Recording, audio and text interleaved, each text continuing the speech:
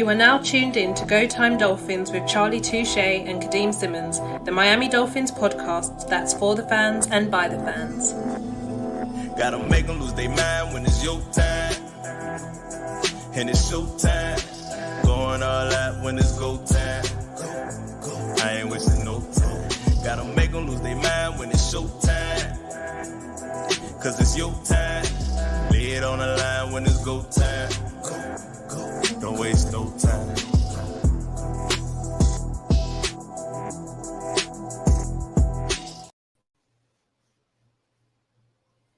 Happy day after 4th of July to our American listeners. Good afternoon if you're in America. Good evening if you're in the UK. And I guess good morning if you're in Australia. It's like 3 in the morning or whatever. But Go Time Dolphins is back with another episode. Apologies for the broken mic and the camera and the background. I moved out of my parents' house over the weekend. But my new place has no internet. You got talking to the mic, champ. Am I not talking into the mic? See, so when you hold the mic on the side, you don't. Oh, you're muted. You're muted. Charlie, you're muted.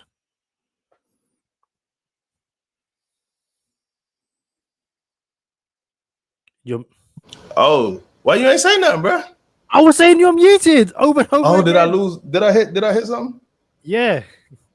Can you hear me now? Yeah, I can. Yeah. Can you hear me? You can hear me. Yeah. But I can't hear you. The joys of let's see going what I got. live. I think I just hit something. My bad. Hold on, chat. Hold on.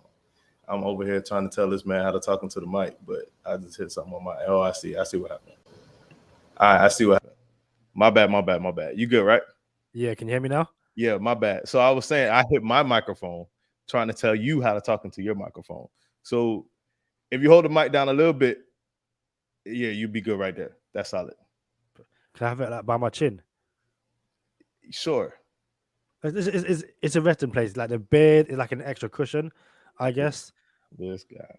But yeah. Hey, shout out it's Go Time Dolphins, the Miami Dolphins podcast that goes not only across the pond, but across the world. I'm your boy, Charlie Touche. I got my co-host, Kadeem Simmons, with me. It's always for the fans and by the fans. Your favorite podcast. We finally got our technical difficulties out the way 4 minutes into the episode. Go ahead, Kadeem, my bad. Well, first of all, I've noticed how like the microphone head kind of like blends in with my beard. It doesn't even look like I've got a microphone. Two, I look like I'm about to interview someone. Like, hey, so that's the second thing. 3, can you do me a favor? What? Can you reach out to friend of the podcast, Javon Holland, and find out if he wore 22 as a Miami Dolphin and whether my graded card of mine is actually a real card or whether someone photoshopped 22 onto him and I've got that. While Bro, you do that, we're going to do that right now. Live on the podcast. Let me find this. Shout out to Lane. It's go time, baby. And shout out to Robert Ashton, back from holes and straight into a live show. How was your holiday? And where did you go? What did you get up to? How long was you away? Shout out to Hammer, just jumped in the chat. Nice and at work, but watching, didn't really know. Hammer, you are the prime example of having notifications turned on. So when we go live out of the blue, you know, obviously, if you're in the UK, it's evening, you finish work, you're back home, you're cooking dinner. If you are in the US, then it's basically 2 p.m., 3 p.m., 1 p.m., depending on where you are, time zones and stuff like that. Shout out to Lane, currently watching at work as well. And Robert, 2 weeks in Rhodes. Awesome 2 weeks. Glad to hear it. Hopefully you come back to some sun. I know in London it's been a bit rainy over the past few days. It's delayed Wimbledon. Charlie, how was your 4th of July? Hold on, I'm trying to see what I'm gonna text this dude. Hold on, bro. Like keep stalling while I figure out what I'm gonna text. No worries. So yeah, like I said, I moved house over the weekend. I know it's not really Dolphins related, but because of that, I have no internet, so I haven't been able to watch much TV. about to speak to Hannah Montana like face to face because we have no internet. Hammer says went to a small barbecue and played with some firecrackers. Hopefully you were safe doing that. Don't want no JPP situations. Did anyone watch the hot dog eating contest? Is it Joey Chestnut won like what 16 of the last 17? I saw that. That looked pretty epic, pretty immense. And I believe I've Mr. Charlie Touche back now. Yeah, we're gonna see if he responds while we're on the podcast. That'll be pretty dope. That would be. But yeah, how was your 4th of July? I don't do fireworks, bro. When I was younger, the whole neighborhood, would congregate at my house, like the entire neighborhood, because my uncle lived right next door to us, and then my dad would have my dad would have the biggest firework show ever, and then other uncles was coming. It was an event. It was definitely an event, definitely a holiday, barbecue and all the good stuff. It looked like the way you were supposed to celebrate 4th of July. Matter of fact, that was like later on. We used to go to shout out to CB Smith Park. If anyone is from South Florida, we used to go to CB Smith Park. Got to get up at like 4:30 in the morning so we could get the good table by the lake. And then back then there was alligators in the lake. There's no more alligators in the lake now. You know what I'm saying? They kind of control the situation. And then we'll go home, and then that's when the festivities will start. But I was never a fan of the fireworks, bro.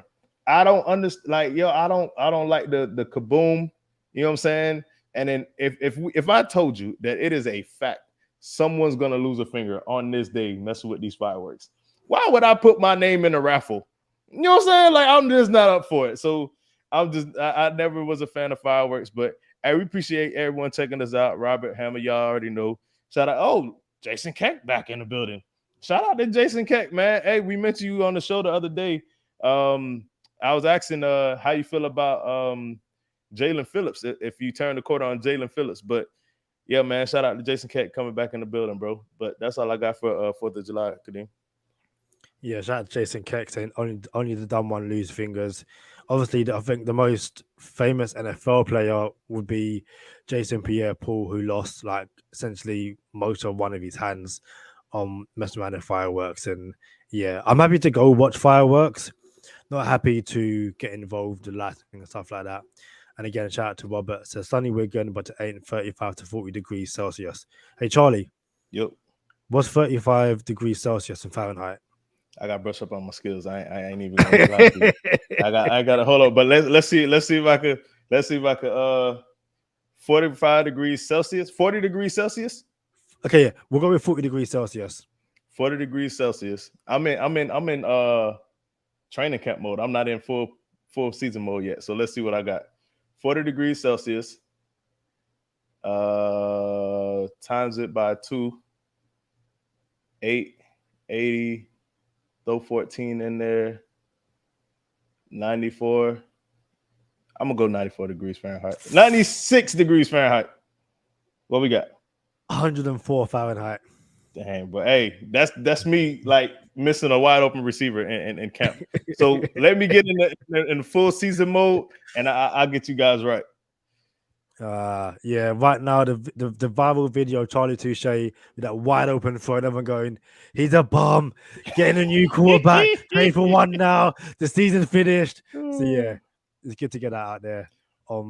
Jason replied saying, hey man, I'll turn the corner when he does, but I still have hope.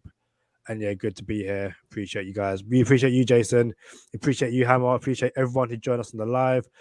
Appreciate everyone who is watching in the media aftermath, listening on Spotify, Apple, iTunes, all that kind of stuff. Before we delve into a few talking points, we have some news. Do you want to do the Cam Smith news or the Friday episode news? Do you do the Cam Smith? I'll do the Friday episode. So Cam Smith on Wednesday signed his rookie contract. He was the last player or the last rookie for the Dolphins to sign a contract.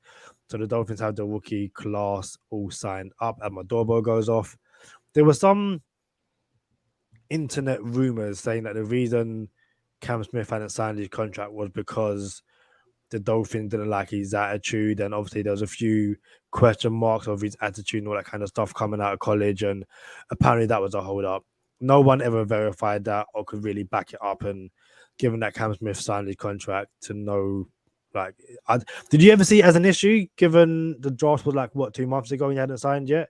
Or was it just, hey, this sometimes happens? Nah, this is not the NFL of 20 years ago where your agent can negotiate a deal for you regardless of where you're drafted. Like, everything is slotted now. The contracts are already understood before you even get into the NFL. There's very little details that have to be worked out. But nah, I wasn't concerned at all. Still not concerned about any rookie coming into the NFL having contract complaints. Like, that's not we don't live in that NFL anymore. So nah, I wasn't concerned, not even a little bit. 20K Cam, by the way. Sometimes it's just, they want some more guaranteed money or all that kind of stuff. Like, the fact that there was no, I wouldn't say genuine reports saying, okay, there's an issue. It was just internet rumors. Correct me if I'm wrong. Cam Smith made Touche's 24 this year. Cam Smith was on Touche's 24. So for those who missed, and if you missed, I'd go back and watch it, but missed the Touche's 24 or missed our live draft episodes, tell those people a bit about Cam Smith, why he made Touche's 24, and I guess what can we expect from him in his rookie year, if anything? It's funny how Kadeem hit me with some stuff that I'm like, all right, I should be good at this, but this is like, not the this is off season slick. So I remember Cam Smith being fundamental in his coverage. Like, he could be very not intimate, but what's the word I'm looking for? Invasive. Yeah, invasive. That's a good one. He could be very invasive when he's up in these corners' chests while they're running routes. So it's crazy because oddly enough, I see a lot of Xavier Howard and Cam Smith. Young Xavier Howard, not the Xavier Howard that does what he wants to do and then give up a big play from time to time. Not saying that Cam won't give up a big play from time to time, but I see a fundamental corner that early on in his career, he's going to be really good. And we'll see what happens when he becomes successful. If he decides, you know what, I know I'm good, I'm going to start doing different things now. I mean, a lot of them do that, but I see a fundamentally sound corner, and he was a safe pick for Touche's 24. I was like, yo, when I seen Cam Smith, I'm like, yo, this dude is going to be legit, and he's safe to put on this list because I know he's going to be successful. So he was real safe, and I'm still comfortable with that. So comfortable that I almost put $500 on Cam Smith to be drafted by the Dolphins, and I didn't take a 30-minute ride to do it. And for those who don't know, well, I was in the borderline of a state where you cannot bet on sports, and then 30-minute drive away from a state where you could bet on sports. And I didn't take that 30-minute drive. And the odds were plus 4,000 for the Dolphins to select the corner. And I didn't take the 30-minute drive, put $500 down on the Dolphins taking the corner. And I missed out on $20,000. And that's how Cam Smith got his name on this podcast, 20K Cam. And every time I hear Cam Smith, I'll think about that 30-minute ride I should have just took. I didn't want to bring it up because it still hurts me, and I didn't even place the bet. The closest thing I've got to something I should have done was, do you know what the Grand National is? Do I know what a Grand National is, or the Grand National? The Grand National. Nah, I don't know the Grand National. I know what a Grand National is. Here in the States, it's a car. But go ahead. What is the Grand National? It's one of the biggest horse racing events in the UK. And driven, like, they have like multiple, like they have like the big Grand National race, and then they have multiple races around it. And one of the horses racing around the Grand National was 80-1, and his name was Kadeem. Kadeem. And had I known, I would have put £10 down, and he won. So I missed out on £800 because I didn't realize that my namesake was racing. But yeah, it's mad. Little update from Hammer. Hammer said, wasn't saying he was. So this writer was saying that, or wasn't saying he wasn't going to sign, but they just want him to have a full off season, run around with 3 million. So there is that, and Jason Keck says, "Ouch." So Charlie, that's the Cam Smith news out of the way. What is the Friday episode news? I was trying before we turn the corner. I was trying to find the actual Cam Smith bet slip that I had. I found it. We right here. You know, we gotta make it authentic for the people watching. Give me 1 second. Cam Smith, tight end, offensive lineman, CJ Stroud. Here we go. Hold on. Cornerback. Oh my goodness. I hate sharing this. Oh, wait, let's see if I could. Oh, cornerback. Hold on. You see that? So it says 100 in there, right? And you see plus 4,000? Yeah. Position of team's first drafted player, Miami Dolphins, draft specials. So I put 100 on it because the person who's going to do this for me was outside of the state. And maybe I shouldn't say this on air. So I won't say it on air. So I would not. Javon Holland just texted me back. Friend of the podcast, Javon Holland, is live on Go Time Dolphins. Dog just texted me back, man. He said it was preseason. So for those who don't know, I picked up a PSA graded 10 friend of the podcast, Javon Holland card. He was wearing 22, and we worked out, or we assumed on the show, it looked like he was playing the Bears, the Chicago Bears, which was the Dolphins' final preseason game in Holland's rookie year. Now, obviously, Javon Holland switched to number 8, and the end of that season, he blessed us with his presence on Go Time Dolphins. He learned about the Kadeem curse and was like, yeah, had to get 22 off me immediately. So I get a card saying, Javon Holland 22, and it's like, hey, is this real? And as Jason Keck said, snowman in the house, kind of. Hammer says snowman in the house. Yeah. I guess, can you tell him I said thank you? And now I'm even more honored to own some, I guess, NFL history and memorabilia. Yeah, I just sent them a text. For anybody who's seen The Sandlot, I texted him back and said, yo, that's dope. We're going to hold this down. We're going to hold this card down. And in all caps, I put forever. And then I sent the gift forever. Forever. If you ain't seen Sandlot, you're not going to get it. But yeah, shout out to Snowman for making a cameo on the podcast.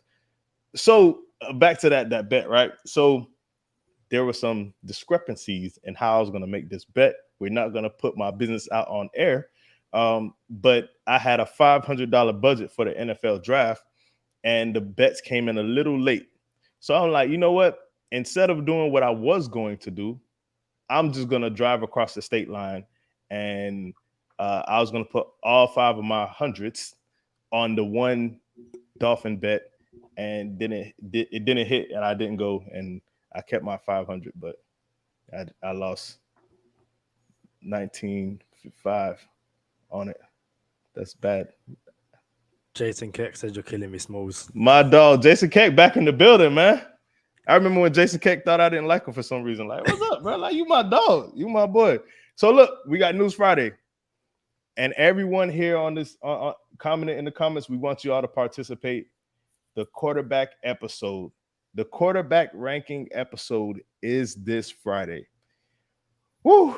So anybody who hung around last year and seen the quarterback ranking episode, we're going to rank the top 32 quarterbacks of the NFL. I have my own list. Kadeem has his own list. Sherrod Steve will come back to the podcast and he will have his list. We have other people participating this year. Shout out to Same Old Dolphins. Aaron Kasker, Aaron the Brain, Josh Kasker brothers. The brothers are participating. Everyone's gonna have a list. We got Thomas Valentine of PFF. PFF. We got Charlie Wilson of Reach. See, I Reach thought you was PLC. going, you know what I'm saying? I shot you the assist. Charlie Wilson participating. Shout out to Kai Kid 305. A lot of people coming back to participate in this quarterback ranking episode. And I can't wait till you guys see the format. Everybody who wants to participate, we would love to see you guys during the live stream. Give us your quarterback rankings 1 through 32. The criteria is every team has to be represented. So there's multiple teams like San Fran with Jimmy. They had Brock Purdy, Trey Lance. I was about to say Trey Young. I was about to say Trey Smith. Trey Lance was over there. Then you got a couple other teams that have multiple quarterbacks. So every team has to be represented. And it's basically if you had to have a quarterback for the next 2 seasons maximum, with the ideal situation around them, weapons, ideal weaponry, ideal coaching, just plays a complete season for the next 2 years. What quarterback do you want that has the benefits of everything in a perfect world around him for his skill set? So we can't wait to see y'all list. Give us y'all list 1 through 32 for that episode, by the way. Not this one, for that episode. That way, when we share our list, you can share your list in the comments, and we'll bring a couple lists up and go over you guys' list too. I can't wait for this episode. This has been a long time coming. I'll tell you, like I told, you know what? Maybe I won't tell you like I told someone else, but I know I can't wait for the episode. Kadeem, what about you? Yeah, it's gonna be fun. It's gonna be intense. I'm tempted to just sit back and watch you and share about Steve go back and forth. Got some comments. Jason Keck says you play like a girl. Hammer says, "Oh, I thought you said the great Bambi." He then added, "It was signed by Baby Something." Jason Keck added, "Who is she?" And shout out to Hannah Montana, who's just popped in to say hi. Bro, I was thinking maybe I should wear my Sandlot shirt on the next episode, but it's next episode's a quarterback episode, so I won't wear it. But I do got a Sandlot shirt. You're Killing Me Smalls is the shirt. Yo, that's a movie, bro. That's a classic. Obviously, I've never seen it, but I've seen Lucky Number 7, so I think that kind of counts towards something. It's a baseball movie too, and baseball isn't an English thing, so it's you actually get a pass for that. Can you see that long list? I see a list. Can't really make it out. Charlie Wilson just sent me his list. So we're ramping up. And I haven't seen any of it. I just saw the numbers. Up. So yeah. This episode, you can see by the title, kind of I thought was a good lead into the quarterback rankings list. A couple of weeks ago in my fantasy group, someone sent a tweet in with one of those quarterback tier lists, which I have up. If you bear with me a sec. Let's get that down. Let's get that up. So if you're watching on YouTube, this guy tweeted and it's got 555,000 views. So it's gone like quite a lot. But anyway, he's got his tiers. So the top tier is Mahomes, just Mahomes. He got franchise guys. Joey Bullets, Josh Allen, Justin Herbert, Lamar Jackson, Trevor Lawrence, Jalen Hurts, Dak Prescott, and Aaron Rodgers. He's got Kirk, and then in brackets, Compliment, Geno Smith, and Kirk Cousins. And then the next tier is where things got interesting. So it says being propped up, but each do enough individually to escape Kirk allegations. And that is Tua Tagovailoa and Daniel Jones. Who? Danny Dollars. I apologize. My dog. So that started the discussion. And obviously with the whole, is Tua being propped up by this Mike McDaniel offense? Is this a quarterback-friendly offense? Can any quarterback, come in and basically put up the same numbers that Tua has put up? And if you look at Tua in the past 2 years, all that kind of stuff. not to delve too much into the quarterback rankings episode, what do you make of the allegation here, which is that Tua had been propped up by the rest of the team, Tyreek Hill, Jalen Waddle, but he does enough to basically not be Kirk Cousins. Without going into too much of next episode, because next episode is the episode. Everyone's entitled to their opinion. But I actually have a stat here. The Miami Dolphins were like a 27% preseason chance of making the playoffs last year. I hope I find this too. Yeah, here we go. The Miami Dolphins were fourth lowest in the league, 27% chance to make the playoffs last season. The Jaguars came in at 26% chance to make the playoffs. The Seahawks came in at a 19% chance to make the playoffs, and the Giants came in at a 16% chance to make the playoffs. All four of those teams made the playoffs. Dolphins came in at 27%. Bro, the national outlook on Tua is negative. Okay. We did 3 years of that. The first 2 were warranted. I believe he was sabotaged by his head coach, unfortunately. He never got a real chance, legit chance. And as soon as he got Jalen Waddle, the man broke records with a legitimate wide receiver.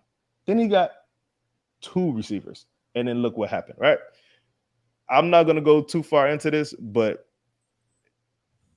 there are quarterbacks, and I forgot the term for this. There are quarterbacks there are teams who win in spite or despite. Is it despite of the quarter? Despite of the or in spite? I think it's in spite. Keep talking now and I'll work it out. There are teams who win despite of who they have at quarterback, and I think it's in spite. And then there's teams, and then there's teams who win because of their quarterback. So us as Dolphin fans and on a Dolphins podcast, we seen what happened when we did not have our quarterback. Then we seen what happened when we had our quarterback. So one can make the argument that the Dolphins need Tua more than any other team in the league outside of who maybe a couple other teams with their quarterback issues. So nah, man, I don't subscribe to what this chart was saying, but I'm all right with it. Like, cool, they can say what they want to say, but at the end of the day, actually, it helps us in easy money when it comes. We were smacking DraftKings around with taking the Tua over on a touchdown and a half all season. So I'm cool with it, bro. They can say what they want to say, but we know what time it is. So a few comments. Shout out to Liz, said, good fin flipping afternoon, everyone at Kadeem and Charlie. She then says it's despite. I think both sound right. They went in spite of. I'm about to look it up. Yeah. Shout out to Lee Connolly. He says, look at this offense without Tua. It's woeful. Hammer says, what is the record with and without Tua? Enough said. And then adds that Josh Allen without Stefan Diggs was woeful. And me and Tom had a back and forth over it earlier because I made that argument. Shout out Drakey. What's up, Drakey? I made the argument that Lee Connolly and Hammer said as well, which was we saw this season. So for anyone who said before the season that it's easy to run this offense when you've got Tyreek Hill, Mike Gesicki, Jalen Waddle, and Mike McDaniel, like it's easy.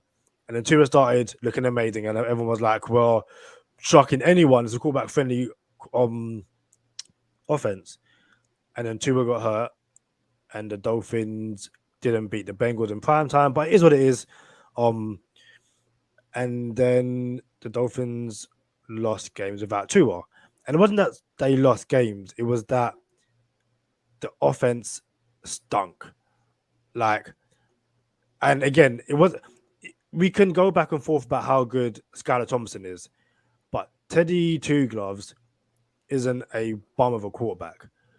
Now, Tom was making an argument that he was bad in Carolina, bad with the Broncos, which is why he ended up in Miami as a backup. But I was like, he was fine for the Saints, and he was surrounded by rubbish in Carolina and rubbish in Denver, and he wasn't surrounded by rubbish in Miami. So why is it that of the 3 quarterbacks that played this season, only one not only looked good, but excelled? It can't be that much of a quarterback-friendly scheme if not all quarterbacks can make it work. Now, again, Tom had to defend himself, but Tom was like, well, the scheme makes competent guys look good, aka Jimmy G and Brock Purdy. So he's got back and forth, all that kind of stuff. But I still believe it's doing Tua a disservice to say that he's being propped up by this team, because this team without him there's a night and day difference. Now, if Mike White, for whatever reason, plays this year, and Mike White looks like Jimmy Garoppolo, and that might somewhat dispel the narrative. But until we see that, I don't think you can say that Tua's propped up, when I believe, had Tua stayed healthy all season, and I think you believe this as well, Tyreek Hill breaks 2,000 yards. Like, easy. Tyreek Hill has 1,700 yards receiving last year. Tua missed like 4.5 games. Let's do that one more time. One more time. Tyreek Hill has 1,700 yards receiving last year, and Tua missed, I off the top, and I don't even know how many games he missed, about 4.5 games. Tyreek Hill would have broke the receiving record for sure. So the definition to despite is without being affected by, in spite of. So technically, you can use despite and in spite of for what we were saying. And that is exactly what a franchise quarterback is. Someone you win because of, and someone who's not a franchise quarterback, you win in spite of or despite of, like we just learned here in English class. So, nah, man, I'm cool. And every time the national media says anything about Tua, it helps out the odds for us. So I'm actually going to benefit this year. We're going to win some money and easy money this year, and we're actually going to go pretty big. I ain't even going to lie to you. Very quickly. So yeah, he missed 4.5 games. It was just 4.5 on the head. Yeah. Man, I got that right. That's crazy. And shout out to Liz, who said something in the comment which you can't. Yeah, I ain't gonna lie. So shout out to Liz. So look, I wasn't gonna say nothing. Shout out to Liz, and if you know, you know. That's all we're gonna say. Shout out to Liz. Shout out to everybody in the comments too. But if you know, you know. That's it. I did find it funny because I read it. I was like, "What if he's even reading the comments?" If you know, you know. If you know, you know. Yeah, y'all gotta check us out when we go live, man. It's a whole thing over here, man. Hammer says, I hate to say this about Skylar, but he couldn't throw open barn doors. And listen, I had a conversation again with Tom, and it was like, Brock Purdy and Jimmy G are clearly better than Skylar Thompson. That's completely fine. There's no argument about that. But yeah, I don't know if Mike McDaniel's offense is somewhat more complex than Kyle Shanahan's. It'll be interesting to see. Okay, you know what? Again, put it this way: if Tua is propped up by his offense, and also kind of like goes against what we saw in college. Liz says he's not reading this. That's good. Have you seen the interview? I think it's with Jerry Jeudy, and they ask him, "Who would you have thrown to you?" Is it Jerry Jeudy? It is Jerry Jeudy. Yeah, and it's Jalen Hurts or Tua, and Judy's like Alabama Tua, and people asking questions like, "Really?" And again, it's like. And the co-host, there was a co-host on that episode that tried to say, "Oh, he said Alabama to it." Like there's a difference between this two and others. Like, bro, like even when someone tells you an answer to your question, you try to manipulate it and get the answer that you want. Like, yo, just listen to the answer the man said. You feel me? I posted on Twitter after that. I was like, people seem to forget that before Tua's injury, there was a somewhat clear quarterback one. And after Tua's injury, yes, Joe Burrow continued to have an amazing season and was the de facto quarterback one in that draft. Had Tua stayed fit, I genuinely believe, and you can argue with me in the comments, be it in the live, after, or on my Twitter, there's a conversation. If Tua stays fit and healthy, who quarterback number one is. Because We're talking about if he stayed healthy in college and didn't get the hip injury, correct? yeah, because Okay. again, it's Tua's numbers in college have a massive asterisk next to it, and he was playing half a game. Listen, Alabama with Tua at quarterback were blowing teams out in the first half that they sat him in the second half. Like there was no context, and yes, people can say that 4 of the wide receivers end up being first round picks: Jerry Judy, Devonta Smith, Jalen Waddle, and who's the last one? Devontae Smith. That's it. Devonta Smith, Jalen Waddle, Jerry Judy. Oh, Henry Ruggs. Henry Ruggs. Yeah. But Tua was a first round pick as well. Like you seem to forget that. So, and yeah, Lee Connolly says popped up. Austin Jackson at right tackle with plan A, not good. No, I'm gonna be real with you though, Kadeem. Here's the thing. When maybe I shouldn't have cut you off. My bad. But I here's my thing.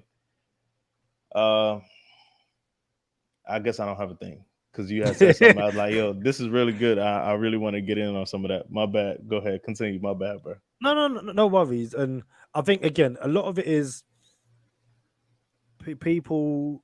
Oh, I got it. My bad. I'm back. So look, I was buffering. So listen. Oh wait, this guy he cut me off twice and both. Listen, I'm playing. So we were saying how Tua only plays a half in college, right? And everyone was talking about tank for Tua. Burrow was not even a thought. We wasn't even a thought. Burrow was not even in the conversation. It was all tank for Tua, right?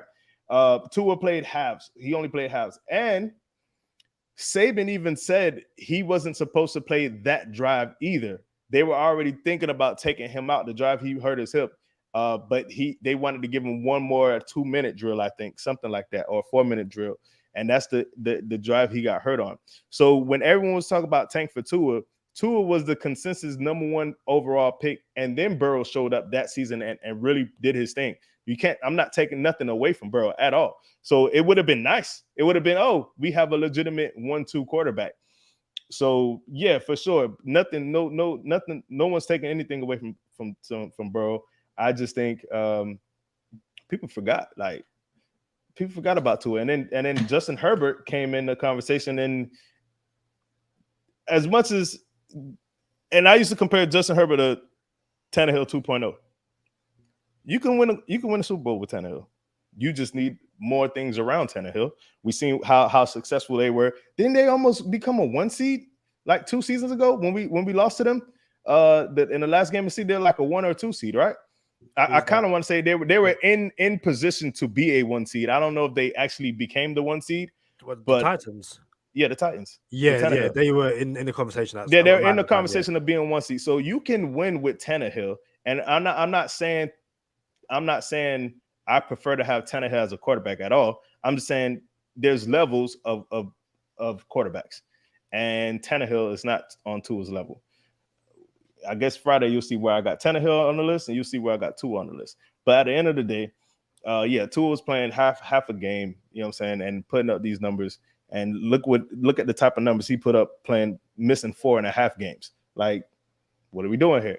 So yeah, man, the conversation needs to change. If the conversation is, can Tua play still? Like, is he a good quarterback? The conversation, I believe, has to pivot to how many games are you going to have him available to be that good quarterback? And it's crazy because some people don't even want to concede that either. But I think also to say that Tua's only good because he propped up by what's around him. Outside of Patrick Mahomes, name me a quarterback who you would say is in the top 10 who it doesn't have weapons around them. Like the Bengals drafted Joe Burrow and then brought in his college wide receiver in Jamar Chase. Justin Herbert entered the NFL with Keenan Allen and Mike Williams. Like all of these quarterbacks. And Austin Eckler. Yeah. And Burrow had Joe Mixon and Tyler Boyd. Hold up. You know, I go ahead. Continue. Because I really don't care for that part of the conversation, but go ahead. I was just going to say, and again, we discussed this for years. Regular Go Time Dolphin listeners know this. The whole conversation is people have a go at the Dolphins for building around Tua, but then any rookie quarterback or any quarterback's like, hey, make sure the guy's got weapons. They can't have too many weapons, all that kind of stuff. The Ravens extended Lamar Jackson and then gave him a first-round wide receiver and brought in Odell Beckham. Like, every single quarterback has and needs weapons. No quarterback is throwing the ball up in the air and catching it by themselves. Like, and even part of it, and I'll pass on this. Part of the reason the Miami Dolphins Kansas City Chiefs game is going to be so good is because the last time these two went head-to-head, Tua hung with Patrick Mahomes and had no one. Like, his running back was what? DeAndre Washington that game? DeAndre Washington. We had Lynn Bowden Jr. We had Mac Hollins. We had Antonio Callaway. Like, you know what I'm saying? Like that was his support. Even Aaron Rodgers is in the conversation of, oh, you need to get Aaron Rodgers some weapons. You know what I'm saying? Like, that was a conversation for years. Like, Green Bay doesn't draft Aaron Rodgers weapons. You see what I'm saying? And he had the best receiver in the league on this team at the time. So, like, bro, I was going to say this and then I seen this, but shout out to Hammer. Josh Allen, without Stephon Diggs, was what? Like, bro, the man was hideous. Josh Allen was a bust without Stephon Diggs. So I would not fix my mouth to say Stephon Diggs made Josh Allen, because I can obviously see that there's talent there. You see what I'm saying? But it's just not the same conversation. It doesn't go. It's just not the same conversation when it comes to Tua for whatever reason. And shout out to Thomas Valentine. He's actually going to come on the podcast. He has a list, and we'll can't wait for that one. But yeah, hey. So he literally just messaged me. He messaged me with a picture of the YouTube saying, what brought this on? Because obviously we discussed it this morning. So it's like, hey, why are you discussing this now? After we discussed it this morning. So yeah, shout out to Thomas Valentine. Hey, listen, I can't stress this enough to everyone in the comments. We would like to have you on the live stream to mention who your top 32 quarterbacks of the NFL are. Can't wait for you guys to see our list. Can't wait to see your list.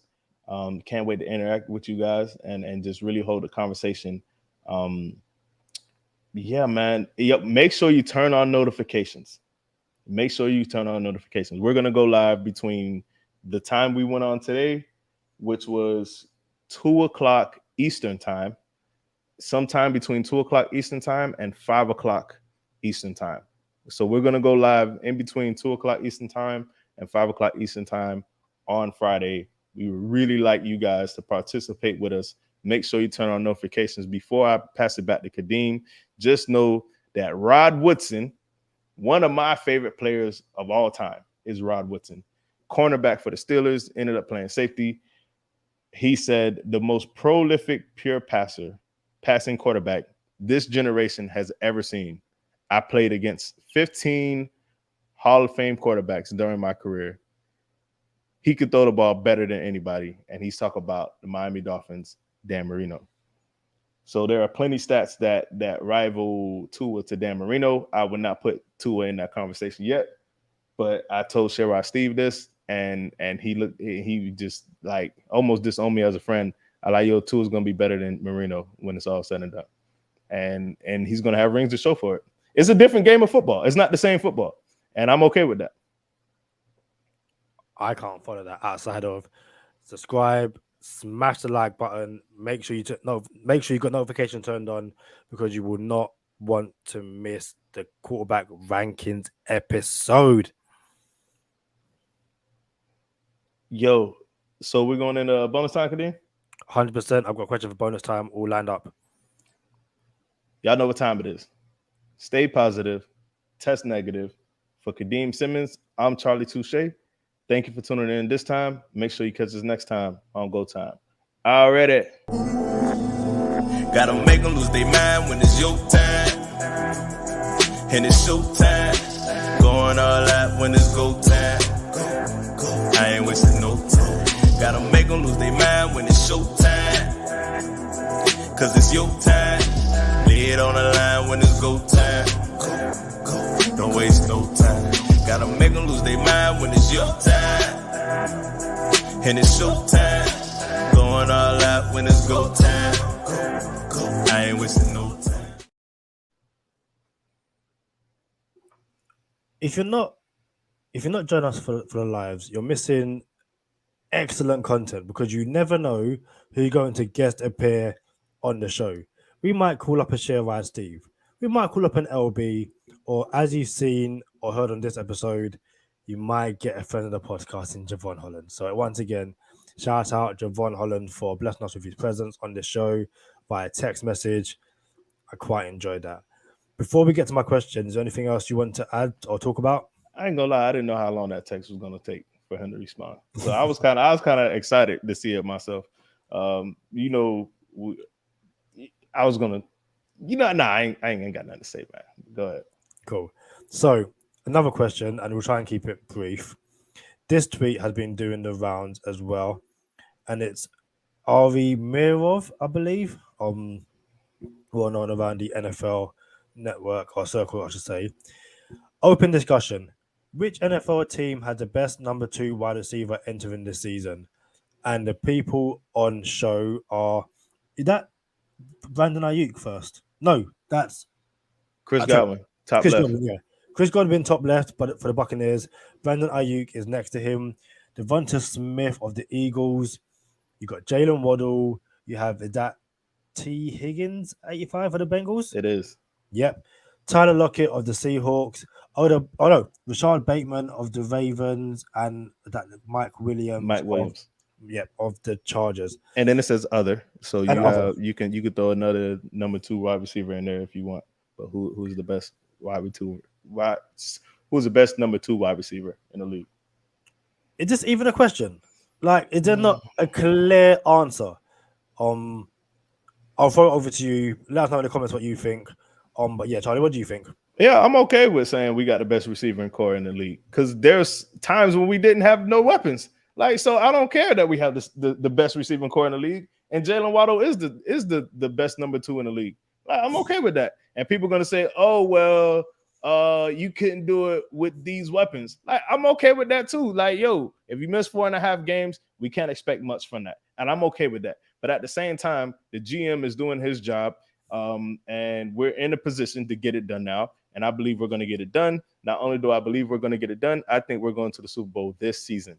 This season, the Miami Dolphins are going to the Super Bowl, and everybody talking about, oh, you guys couldn't get it done with the team that you have. What? We're going to do it. Matter of fact, I can't remember, but I'll throw it back to you. Who do you think? I guess you think Jalen Waddle is the best number 2 receiver in the league too. Yeah, so we had this. Robert Ashton said would definitely say Hill and Waddle are the most complementary pair in the league. They work so well together. Lee Connolly says, I watch tons of football when it's Waddle. There's no one I'd want over him. And I think we had a discussion the other day. Had it quite a few times, to be fair, in that the Dolphins don't really have a number 1 and a number 2. They have a 1A and a 1B. Mm-hmm. Jalen Waddle showed last year he can beat a number 1 receiver when he broke the rookie reception record. There's a stat, and it's kind of like, shout out to Cameron Sparks, who's in the comments. He says Waddle, and also Higgins as well. Everyone's fighting for the spot, but there's a lot of Waddle. Obviously, mostly Dolphin fans. But yeah, it's like for after his rookie season, in which Jalen Waddle was kind of used as a underneath guy, and we were expecting him to have over 10 yards per reception, given what he'd done in college, and it wasn't that. This year, it kind of was that. He had some dumb per yards per catch record or number. Jalen Waddle would use in a multiple number of ways, and yeah, he's basically a wide receiver, but a wide receiver 1, but playing wide receiver 2 because of who we have at number 1. Now you can argue that Devonta Smith probably could be a wide receiver number 1, but the Eagles have AJ Brown, Tyler Lockett probably as well. But I just think, my personal opinion, it's Jalen Waddle, and I don't think it could be close with like a Smith or someone else, but I think Jalen Waddle was the obvious answer.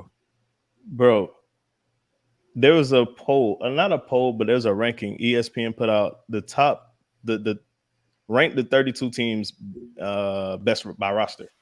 So the Miami Dolphins came, I think it was Bill Barnwell from ESPN.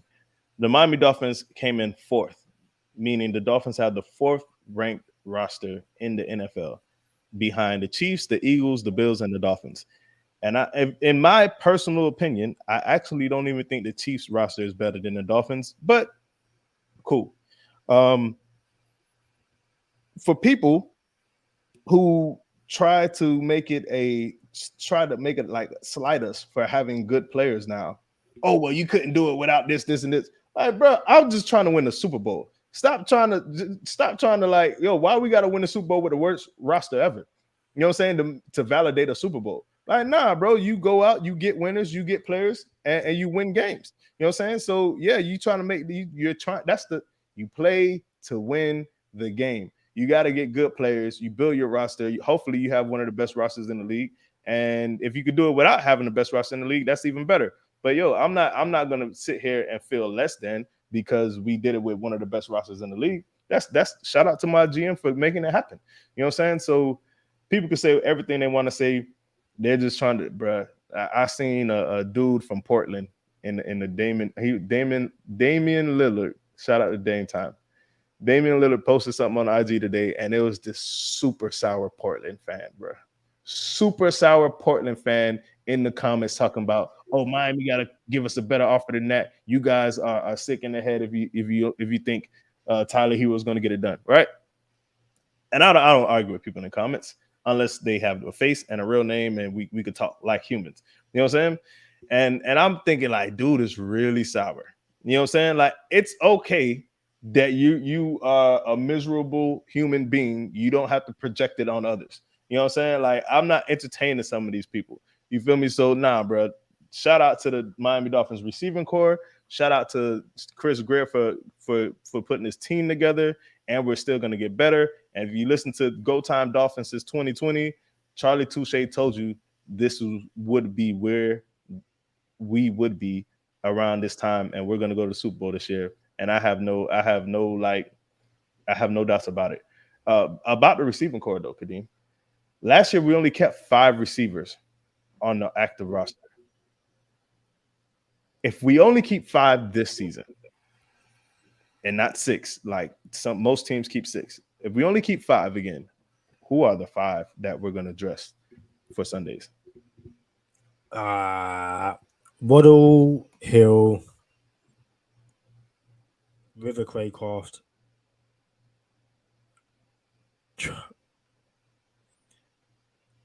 Chosen, Anderson, and Eric Ezekama, because I still think Cedric Wilson gets no. Try that again. Jalen Waddle, Tyreek Hill, River Craycraft, Braxton Barrios, and I'm gonna go with Chosen Anderson. Cedric Wilson gets traded. Easy E stays on the practice squad. Or just doesn't get dressed on Sundays. Shout out to Hammer. Yeah, everybody was talking about the Cowboys bought Super Bowls. Yes, when Dion went to the Cowboys. There's something inside of me, Kadeem, that doesn't think Braxton Berrios makes the team, actually. And, you know, similar to Cedric Wilson coming to the team, we didn't know we were going to get Tyreek Hill. And I liken that to Devon Achane being drafted by the Dolphins. I think Devon Achane can do everything that Braxton Berrios can do, although he's a running back. So they probably got Braxton Berrios for special teams and to be a traditional slot. But now that you have Achane, I wonder if that makes Braxton Berrios expendable. So if I had to pick one of those that don't make it, I think Wilson gets traded and Braxton Berrios gets cut. But I like Barrios. It's tough. Lee said, "Nah, Barrios is in, mate." I love how you added a mate as well, true English fashion. But guys, I say guys, girls, dogs, cats, alligators, iguanas, whatever you are, wherever you are, make sure you tune in on Friday for our callback rankings episode. Hammer says Braxton is Grant 2.0. Hey, Jakeem Grant was wide receiver one in our hearts. He will always be wide receiver one in our hearts. And yeah, shout out to Jakeem Grant. We gave away a pair of his Game worn glove. The game best game he ever played as a Miami Dolphin. We had those gloves and we gave them away. You want to say something else, Kadeem, before we got out of here? I will say what Lewis Jones said. Barriers cut? Nah, man. So listen, let us know in the comments the wide receivers you think we're going to keep. I think it sounds like we should do a whole episode on this. Wide receiver. Like, obviously, we'll look at the individual position groups and stuff like that. But I think the wide receiver one could be quite tasty because, again, we're in this situation now where guys won't make the Dolphins roster and they will be genuine starters elsewhere, and that's a great position for the Dolphins to be in. Bro, I think Eric Ezukama is Trent Sherfield now. Trent Sherfield was the utility guy, utility receiver, has to do all kind of blocking, doesn't get all the credit, has to do the tough routes, doesn't get all the credit, gets the garbage snaps, doesn't get all the credit. And I think because Eric Ezukama was a 4th round pick, I think that's what they targeted too. Like, I think McDaniel was like, listen, we're going to have to pay Craycraft $400. We're going to have to pay Trent Sherfield. And you guys seen that we let Trent Sherfield go. And I think they targeted a receiver like, look, we don't have any big time receivers here in this 4th round, but we do have a utility receiver in Eric Ezukama, and we can make him that. So why didn't he get any snaps last year? Probably because we didn't have to have him get snaps. We didn't need him to get snaps last year. We had Craycraft and Trent Sherfield in front of him. And if you're not going to pay Craycraft, not in 2024, I think Eric Ezukama is Craycraft and Trent Sherfield. He's that utility receiver. So I think they really want to hold on to this dude, and he can actually ball. So we'll find out. Yes, we will. Once again, guys, thank you very much, and we shall see you shortly and soon.